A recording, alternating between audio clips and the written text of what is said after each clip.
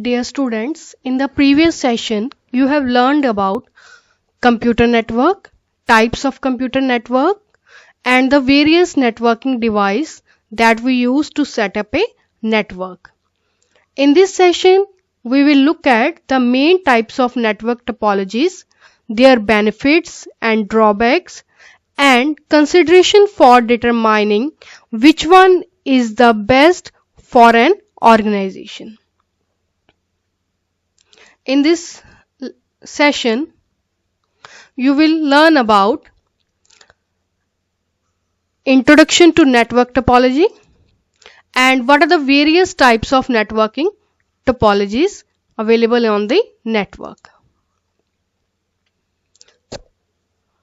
Introduction to network topology. Now, what is network topology? It is the physical way in which computers are interconnected. A network is formed when we connect computers, and how we physically connect them, that is called network topology. The configuration or topology of a network is a key for determining its performance. How you have configured your network, which topology you have used. On that basis, the performance of a network depends. There are numerous ways a network can be arranged, all with different pros and cons, and some are more useful in certain circumstances than other. So we have various types of topologies in which we can arrange our network, and each one of them have their own pros and cons, and some may be useful in certain organizations, other may be useful in some other organization. So actually it depends upon the requirement, which type of requirement you have. Think of your network as a city and the topology as the roadmap. If you consider your network as a city and the topology is basically the roadmap. Just as there are many ways to arrange a city, there are several ways to arrange a network. Now, if you want to arrange a city, there are several ways. There are several ways you can design the roadmap. Similarly, to form a network, we can design the network using various types of topologies. Right topology can increase performance while making it easier to locate faults, troubleshoot errors, and more efficiently allocate resources across the network to ensure optimal network health. If you choose right kind of topology for your network, then definitely it will increase your performance. It will be easy to locate faults, means where the network is not working, what is the problem, you can easily locate that. Troubleshoot error, you can find the errors and remove them, and more efficiently allocate resources. Network is used to share the resources, so if network is managed properly, you can efficiently use the resources to ensure optimal network health. What we have understand from network topology, it is the physical way in which computers are connected, interconnected. How we have physically connected our computer, that is called network topology. There are four types of network topologies, basically bus topology, star topology, tree topology, and mesh topology. There are two more types of network topology, ring topology and hybrid topology. They are not in your syllabus, so we are not discussing them in detail. We will discuss on only these four types of topologies. The selection of a topology depends on cost. If we want to select a topology for our network, then we have to follow some criteria. We have to measure it on certain standards. So what is the first criteria? Cost. For a network to be cost effective, one would try to minimize installation cost. The topology should be such that it should not increase the cost of our network. Topology should always try to minimize the installation cost. Second criteria is flexibility. The topology should allow for easy reconfiguration of the network. This involves moving existing nodes and adding new ones. your topology should be flexible. What is the meaning of flexible? Means if in future we have to add some nodes or we have to remove some faulty nodes, then it should be easier. It should not stop the working of the network. The network functioning should remain unaffected. Third criteria is reliability. The topology chosen for the network can help by allowing the location of the fault to be detected. The topology chosen should be such that you can easily locate the fault, which node is faulty, which cable is not working. So it should be easy to find the fault and to provide some means of isolating it. If some node is not working, we can easily isolate it from the rest of the network so that rest network remains unaffected. So what we have learned, that there are three types of selection criteria on which we select our topology. First is cost. Cost should be minimum. Flexibility, it should be easy to add and remove nodes on the network. Reliability, it should be easy to detect faults and easy to isolate the faulty nodes. First type of topology is bus or linear topology. It consists of a single length of transmission medium onto which various nodes are connected. Now here we have a single cable. Look in this picture. We have single cable, and to this cable these 6 nodes are connected. Now what are nodes? Nodes, when a computer is connected to the network, it is termed as node. Node is just a computer but which is connected to the network. In this picture we have a single cable length and all these nodes are connected to this cable. Look at this picture. There are 2 terminators at the end of the cable.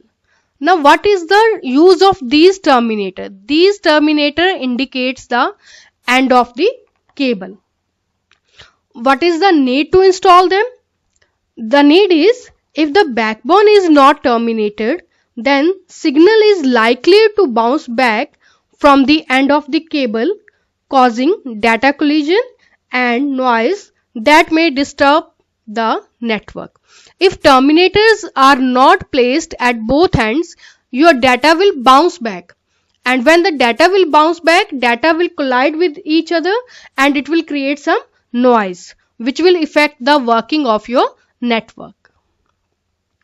Second point is, data is transmitted in small blocks known as packets. Now when we have to send data from one node to another, your data is divided into smaller parts and those parts are called packets. Each packet has some data and its destination address.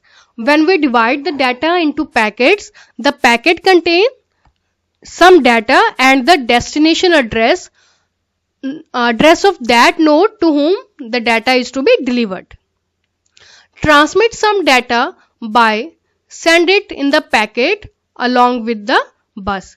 So after appending data and destination address, that data is sent on this cable, on this bus.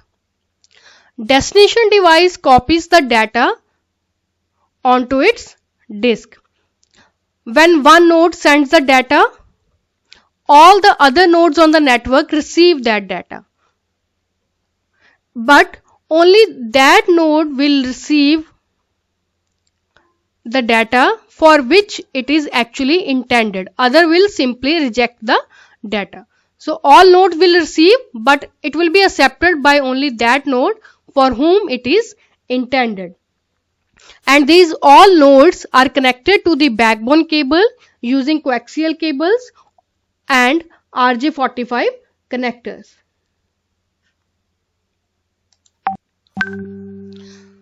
There are certain advantages of bus topology.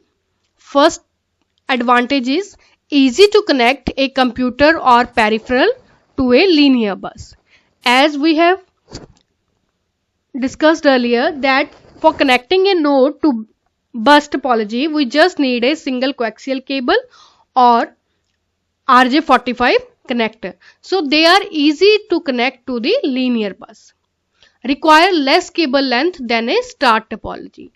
In a star topology, all the computers or nodes are connected to the central hub. So it requires a long cable because all are connected to the central hub. But in bus topology, there is a single cable to whom all the nodes have to be connected. So it requires less cable length. It is simple architecture. We know single cable, and to that cable connect all the other nodes. So the architecture is simple. Well suited for temporary networks that must be set up in hurry. If in a hurry we have to set up some temporary network, then bus topology is well suited for them. Typically the cheapest topology to implement. Bus topology is cheapest to implement because we only need cables and RJ45 connectors. Failure of one station doesn't affect other. If one node stops working, then the other nodes on the network, they remain unaffected. So their working is not disturbed. That's why failure of one station does not affect others. These are some advantages of the bus topology. Disadvantages of bus topology. Entire network shuts down if there is a break in the main cable. We have a single cable, and to that cable all the nodes are connected. And if that cable experiences a failure, the whole network goes down, which can be time consuming and expensive to restore. Terminators are required at both ends of the backbone cable. We need terminators, otherwise your data will bounce back, data will collide, and it will create some noise. Difficult to identify the problem if the entire network shuts down. If your entire network shuts down, we will not be able to identify to find the fault, where the faulty node is, which cable is not working. That's why it is difficult to identify the problem. Not meant to be used as a standalone solution in a large building. In a large building, in a large network, we cannot use bus topology. It is not the standalone solution. Limited cable length and number of stations. Because we have a single cable, so the length of that cable is limited, and there is also a limit on the number of workstations that we can attach to that cable. Maintenance cost may be higher in long run. If your network stops working or some other requirements, then we have to change the whole backbone cable. So the maintenance cost is higher in long run. Performance degrades as additional computers are added. If we add more nodes to the single backbone cable, the performance of bus topology will definitely degrade. Therefore, these are some disadvantages of the bus topology. Okay. So what we have learned in bus topology, we have a single cable that is called backbone cable, and to that backbone cable there are two connectors at both ends, and all other nodes are connected to the backbone using coaxial cable and RJ45 connectors. Next type of topology is star topology. Devices are connected to central hub via coaxial cable, twisted pair, or fiber optic cable. All the devices are connected to the central hub. Look at this picture. We have a single hub and all other 4 nodes are connected to this hub, and they may be connected using coaxial cable, twisted pair, or fiber optic cable. Acting as a server, the central node manages data transmission as information sent from any node on the network has to pass through central one to reach its destination, and functions as a repeater which will help prevent data loss. Now this hub is acting as a server. Whenever any node wants to send data, the data will first go to the hub. It will go to the central hub, and after the central hub will send data to the destination. And this central hub also function as a repeater which will regenerate the signal, and regenerating the signals we can prevent data loss. Star topology is particularly appropriate for organizations that require a central database or central processing facility. For example, a star topology may be used in banking for centralized record keeping in an online branch office environment.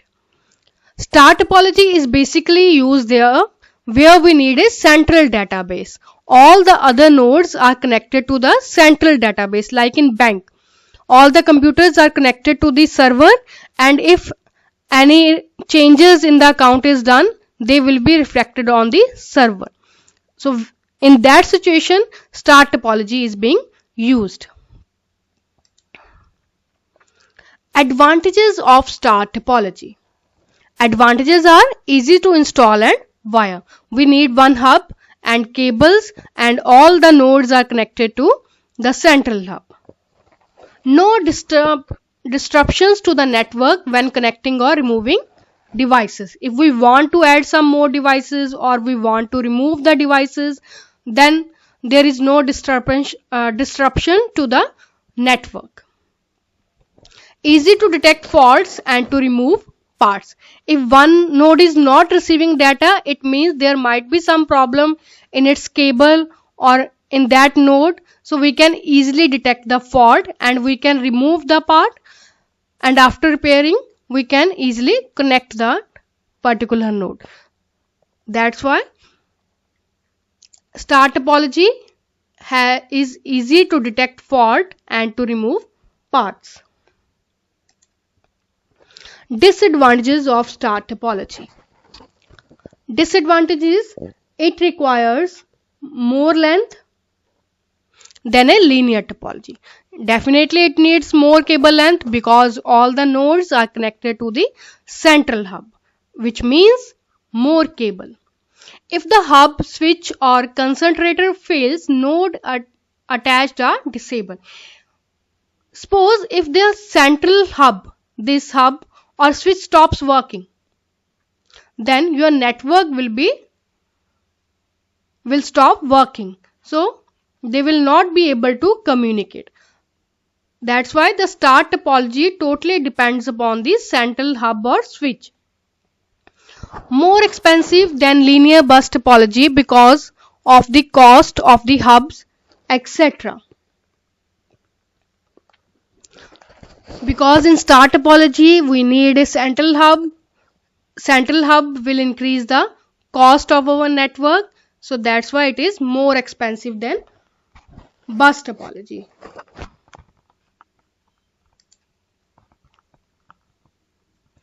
Next type of topology is tree topology.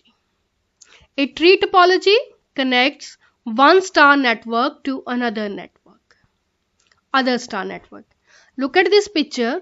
We have two star network. One is on the left hand side, other is on the right hand side. And these two networks are connected to the central node. This is called your root node. So a tree topology is used to connect one star network to other star network. Both these left side and right side are star network, and to connect these network we need one central node. It has a root node and all other nodes are connected to it, forming a hierarchy. You can see in the picture we have a root node. This is our root node and all the other nodes are connected to it and it forms a hierarchy. Look, this central node is a parent and these two nodes are the child of this node. So it forms a parent-child hierarchy to how the nodes are connected. Transmission is done in the same way as in bus topology. Transmission is done in the same way as we have discussed in bus topology. Best suited for application which have hierarchical flow of data and control. It is particularly useful for those applications where there is hierarchical flow of data because tree topology is in the form of hierarchy, parent-child relationship. It is also called hierarchical topology. It should have at least 3 levels of the hierarchy. There are 3 levels of the hierarchy. This is first level. These 2 nodes are the second level and these 4 nodes are the third level.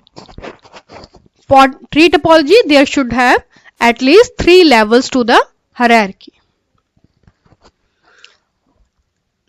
Next topic is features of tree topology. It is ideal if workstations are located in groups. Tree topology we use there when the computers or workstations have to be organized in groups, and it is particularly used in wide area network WAN.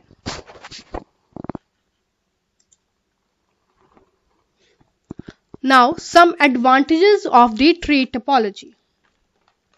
Point-to-point wiring for individual segments. In this, each node is connected to the central node. Point-to-point wiring for the individual segment. This node is connected to the central root node using dedicated path. All these nodes are connected to the central node using dedicated path. So point-to-point wiring is here. Supported by several hardware and software vendors. To manage the tree topology, we need certain software and hardware vendors so that they can maintain the topology. Troubleshooting errors on the network is also a straightforward process as each of the branches can be individually assessed for performance issue. Because each node is connected to the central node through dedicated path, so if the central node and that particular node are not able to communicate, it means there is some fault on the dedicated path or on that node. So we can easily assess that and we can easily troubleshoot the error on the network. Disadvantages of tree topology. Overall length of each segment is limited by the type of cabling used. If the backbone line breaks, the entire segment goes down. What it means? It means that if the central hub will fail, the various node branches will become disconnected. The connectivity within but not between branch system will remain. If in this central node stops working, then what will happen? This left network is working, this right network is working fine, but this left and right network will not be able to communicate because their central node is not working. More difficult to configure and wire than other topology. Tree topology is difficult to configure and its cabling is difficult than other topologies that we have discussed earlier. Next type of topology is mesh topology. Depends on two functions, transmit and receive. In this topology, each node has only two functions. One is transmit.